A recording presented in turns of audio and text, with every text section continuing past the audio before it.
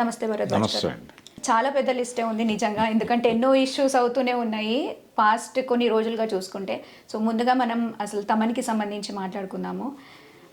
సినిమాస్కి సంబంధించి సరిగ్గా లేదు అనేసి తమన్ ఒకటి కమెంట్ చేశారు. చాలా ఎమోషనల్ అయిపోయాడు. దానికి చిరంజీవి గారు కూడా రియాక్ట్ అయ్యారు. అసలు ఎవరిని ఉద్దేశించి అన్నాడు చంపకండి అని. సినిమాని కిల్ చేస్తున్నారు అనే అభిప్రాయం చాలామంది ఈ మధ్యకాలంలో మాట్లాడుతున్నారు. అంటే రివ్యూల ద్వారా కిల్ చేస్తున్నారు అనేది ఒక అభిప్రాయం నాగవంశీ మాట్లాడాడు ఇంతకుముందు. నాగవంశీతో పాటు చాలామంది మాట్లాడారు. కనీసం బ్రీతింగ్ స్పేస్ కూడా ఇవ్వడం లేదు అని. అయితే అదే మాట తమన్ అన్నాడు. గేమ్ చేంజర్ బ్యాక్ డ్రాప్లో అన్నాడు ఆయన. అంటే ట్రోల్ చేస్తున్నారు సినిమాని అని. ట్రోల్ చేయటము అనేది కరెక్టే, నిజంగానే ట్రోల్ అయింది ఆ సినిమా. ట్రోల్ అవటానికి రకరకాల రీజన్స్ మాట్లాడుతున్నారు బయట. అయితే తమన్ ఎమోషనలైజ్ అయింది దీనికోసమే. ఈ ట్రోల్ చేస్తున్నారు, చంపేస్తున్నారు అనేది ఆయన గొడవ. సినిమా చాలా కష్టపడి తీస్తున్నాం, ఆ సినిమా 350 కోట్ల నుంచి 400 కోట్ల వరకు ఖర్చు అయిందని చెప్తున్నారు. అయితే ఇలా ఇంత కష్టపడి తీసిన సినిమాని జస్ట్ ఒక అభిప్రాయంతో అలా చంపేస్తారా అంటున్నాడు ఆయన.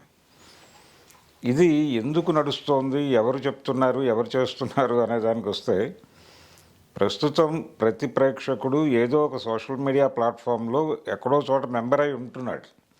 అది ఇన్స్టాలో కావచ్చు, ఫేస్బుక్లో కావచ్చు, మరో చోట కావచ్చు.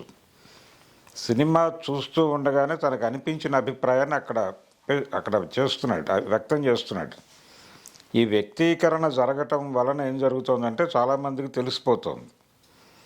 ఇదివరకు కూడా అలా టాక్ స్ప్రెడ్ అయ్యేది. కానీ టాక్ సినిమా ఏదోగా ఉంది అని తెలిసినప్పటికీ సరదాగా సినిమాకి వెళ్ళేవాళ్ళు, స్టార్ హీరో సినిమా కాబట్టి. ఇప్పుడు అలా వెళ్ళటానికి ఇబ్బంది ఏంటంటే థియేటర్లు ఆడియన్స్ ఫ్రెండ్లీగా ఉండటం లేదు. ఇప్పుడు సరదాగా సినిమాకి వెళ్ళాలన్నా 1000 రూపాయలు ఖర్చు అవుతుంది. అంటే 700 వరకు టికెట్లు ఉంటున్నాయి, రేట్లు ఉంటున్నాయి. 600 నుంచి 700 వరకు పెడుతున్నారు.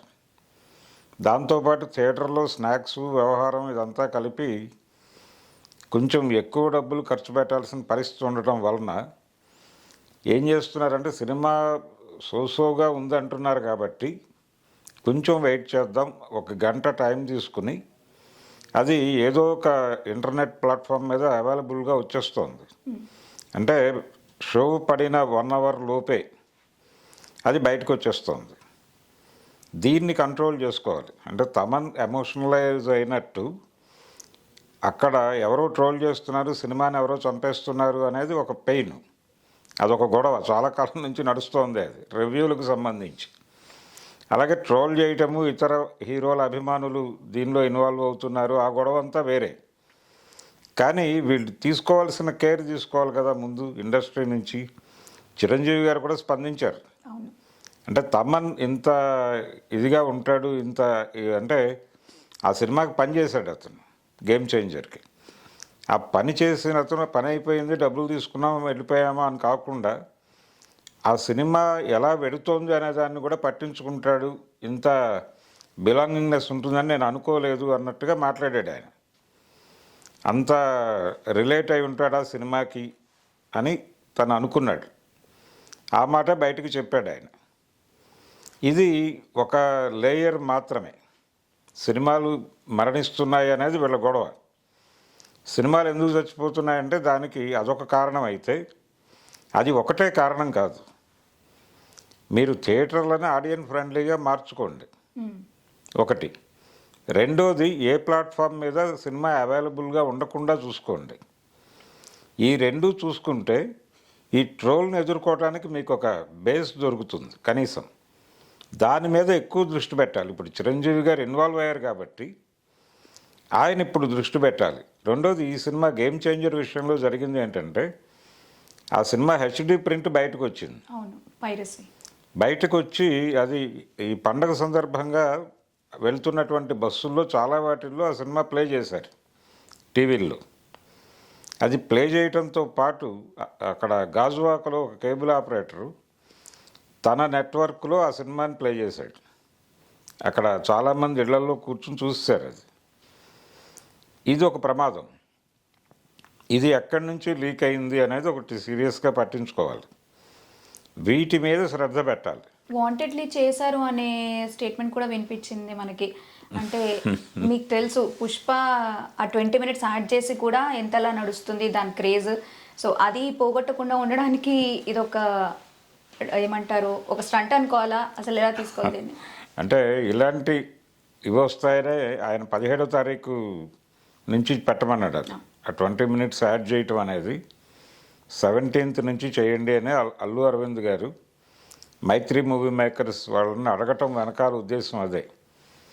అంటే ఈ సినిమాలకు ఏదో పోటీగా దాన్ని తయారు చేస్తున్నారు అనే అభిప్రాయం రాకుండా ఉండటానికి సంక్రాంతి పోటీలో పుష్ప 2ని కూడా వాళ్ళు మళ్ళీ రీలాంచ్ చేస్తున్నారు, రీలోడ్ చేస్తున్నారు అనేది రాకుండా ఉండాలని 17వ తారీఖు అన్నాడు. యాక్చువల్గా వాళ్ళు ఇంకా ముందే చేద్దాం అనుకున్నారు. అంటే పండగ సీజన్ని వాళ్ళు కూడా సొమ్ము చేసుకుందాం అనే ప్రయత్నం చేశారు. అలా వద్దు అని అరవింద్ గారు ఆపి 17కి పోస్ట్పోన్ చేశాడు. ఇది అప్పటికి ఇవన్నీ ఏ సినిమా ఆడుతుంది ఏది వెళ్ళిపోతుంది అనేది ఒక క్లారిటీ వచ్చేస్తుంది కాబట్టి అప్పటి వరకు వెయిట్ చేద్దామని 17కి పెట్టాడు. 17 నుంచి మొదలైంది అది. పుష్ప కలెక్షన్స్ ఈ రోజుకి డ్రాప్ అవ్వలేదు. ఇప్పటికీ జనాలు ఆ సినిమాకి వెడుతూనే ఉన్నారు. అంటే చాలా కాలం తర్వాత దాదాపు 50 రోజులకి దగ్గర పడిపోతున్నటువంటి సినిమాకి ఇంకా ఫుల్స్ రావటం అనేది చాలా కాలం తర్వాత చూస్తోంది ఇప్పుడు ఇండస్ట్రీ. అది పుష్ప గొడవ. అయితే గేమ్ చేంజర్కి సంబంధించి ఇందులో ప్రధాన బాధ్యత ఎవరిది అనేది చూస్తే డైరెక్టర్ నుంచి జరిగినటువంటి లోపం అది. హీరో చాలా బాగా నటించాడు. అతను 2 క్యారెక్టర్లలోనూ చాలా అద్భుతమైనటువంటి పెర్ఫార్మెన్స్ ఇచ్చాడు. అయితే క్యారెక్టరైజేషన్లో జరిగినటువంటి లోపాలు, తను ఏ హీరోతో సినిమా చేస్తున్నాను అనేది ఆయనకి ఒక ఐడియా ఉండాలి. ఆ హీరో ఇమేజ్, దాని తాలూకా ఇంపాక్ట్ ఇవన్నీ కూడా దృష్టిలో పెట్టుకుని క్యారెక్టర్ని డిజైన్ చేయాలి. అది జరగలేదు ఈ సినిమాలో. దాంతో ఆడియన్స్ నుంచి మిక్స్డ్ టాక్ వచ్చింది దానికి. అలాగే చాలామంది నిరుత్సాహపడ్డారు ఆ సినిమా చూసి. ఏమిటి ఇంత కన్ఫ్యూజ్డ్గా లాగేడు సినిమాని, గందరగోళంగా ఉంది, ప్రతి క్యారెక్టర్లోనూ గందరగోళం ఉంది. పర్టికులర్గా శ్రీకాంత్, రామ్ చరణ్ వీళ్ళ క్యారెక్టర్లో చాలా గందరగోళం ఉంది. అంజలి వీళ్ళు ఎలా బిహేవ్ చేస్తున్నారు తెర మీద అంటే ఆ క్యారెక్టర్ నడకకి సంబంధించినటువంటి క్లారిటీ మిస్ అయింది. దీంతో ప్రేక్షకులు కన్ఫ్యూజ్ అయ్యి బయటకు వచ్చి గందరగోళంగా మాట్లాడారు. ఇవే ట్రోల్ చేశారు. ఇక్కడ దీన్ని ఇతర హీరో అభిమానులు చాలామంది వాడేసుకున్నారు అనే అభిప్రాయం కూడా ఉంది. అంటే ఈ ట్రోల్ వెనకాల, అలాగే ఈ హెచ్డి ప్రింట్ బయటకు రావటం వెనకాల ఈ మొత్తం ఒక కాన్స్పిరసీ ఉందనేది ఒక అభిప్రాయం. దానికి చాలా డబ్బులు ఖర్చు పెట్టారని కూడా మాట్లాడేస్తున్నారు. నిజంగానే అంటే కొన్ని కోట్లు ఖర్చు పెట్టారు ఈ కుట్ర కోసం అనేసి అన్నారు కదా. నిజంగానే అంటే పోటీగా రాకుండా ఉండడానికా, లైక్ రీజన్ ఏదైనా కూడా అంత ఖర్చు పెట్టి వెనక్కి లాగాలని నిజంగా చూస్తారా? ఎందుకంటే అందరూ ఒకటే ఫీల్డ్లో ఉన్న వాళ్ళు, కష్టం తెలుసు వాళ్ళకి ఎలా ఉంటుంది ఏంటి అంటే ఒక ప్రింట్ బయటకు తీసుకురావడం అనేది అంత ఈజీగా అయ్యే పని కాదు. దానికి ఏదో ఒక ఇంటెన్షన్తో జరగాలి. అది ఎవరో సరదాగా పట్టుకొచ్చి బయటకి పెట్టరు. అంటే అక్కడ చాలా సెక్యూరిటీ ఉంటుంది. అయినప్పటికీ ఆ ప్రింట్ బయటకు వస్తుంది. ఆ మధ్యకాలంలో ఐబొమ్మ గురించి 2-3 ప్రొడ్యూసర్లు మాట్లాడారు. మీరు ఏం చేసుకుంటారో చేసుకోండి, మీరు ఏం చేసుకున్నా మేము చేసేది మేము చేస్తామని మాట్లాడాడు అతను, ఐబొమ్మ ఇన్ఛార్జ్. అది ఒక ఇండికేషన్, ఒక ప్రమాద ఘంటిక. అది ఆ రోజునే ఇండస్ట్రీ సీరియస్గా స్పందించి ఉండాల్సింది. పట్టించుకోలేదు. అంటే దీనికి రకరకాల మెకానిజం ఉంది. ఏ సినిమానైనా బయటకు లాక్కురాగలం మేము అనే కాన్ఫిడెన్స్తో మాట్లాడుతున్నారు వీళ్ళు, ఏది ఇంటర్నెట్ ప్లాట్ఫామ్స్ వాళ్ళు. అయితే అభిమానుల పాత్ర ఇక్కడ ట్రోల్ వరకు మాత్రమే ఉంది. పక్క హీరో సినిమాని బాలేదు అని చెప్పడం అనేది సహజంగా జరిగేది. అంటే ఇప్పుడు ఒక ఫ్యాన్ ఉంటే, ఒక అభిమాని ఉంటే యువతల సినిమాని చాలా క్రిటికల్గా చూస్తారు వాళ్ళు.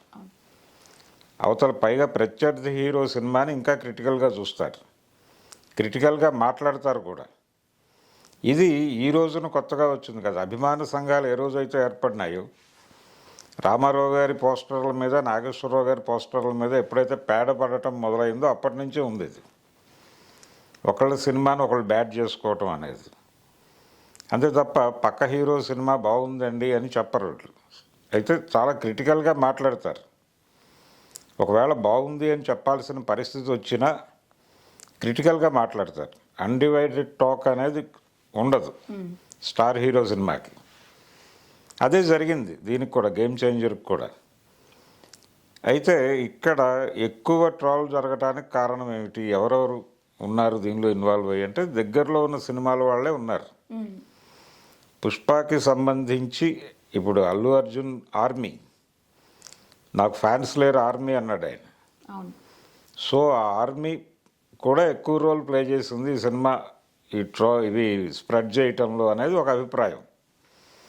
ఇలా రకరకాల అభిప్రాయాలు వ్యక్తం అవుతున్నాయి. ఎవరున్నప్పటికీ అభిమానులు ఈ నెగిటివ్ టాక్ ఏదైతే ఆడియన్స్ నుంచి వచ్చిందో దాన్ని వాళ్ళు జనంలోకి మరింతగా తీసుకెళ్ళడానికి ప్రయత్నం చేశారు.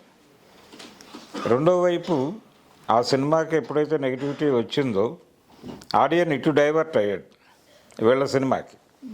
అది ప్లస్ అయింది ఇక్కడ. అందుకని కూడా ఇటువైపు చూస్తున్నారు. ఇప్పుడు దృష్టి ఇటువైపు ఉంది, ఆర్మీ వైపు దృష్టి ఉంది ప్రపంచానికి. అయితే వాళ్ళు మామూలుగా ఎలా బిహేవ్ చేయాలో అలాగే బిహేవ్ చేస్తున్నారు. 4 నుంచి 5 కోట్లు ఖర్చు అయింది అనేది ఒక మాట వినిపిస్తోంది బయట. డెఫినెట్గా అంటే ఎంతో కొంత డబ్బులు అయితే ఖర్చు అయి ఉంటాయి. ఈ 4 కోట్లు అనేది ఎలా స్ప్రెడ్ అయింది అనేది తెలియదు, కానీ మొత్తానికి అభిప్రాయం అయితే ఉంది. ఆ ప్రింట్ బయటకు తీసుకురావటం, ఆ బస్సుల్లో వేయటం, ఇంతమందికి అది సర్క్యులేట్ కావటం, దీని వెనకాల తప్పనిసరిగా డబ్బుల పాత్ర ఉంటుంది. ఎవరో ఆర్గనైజ్ చేయకపోతే జరగదు అది.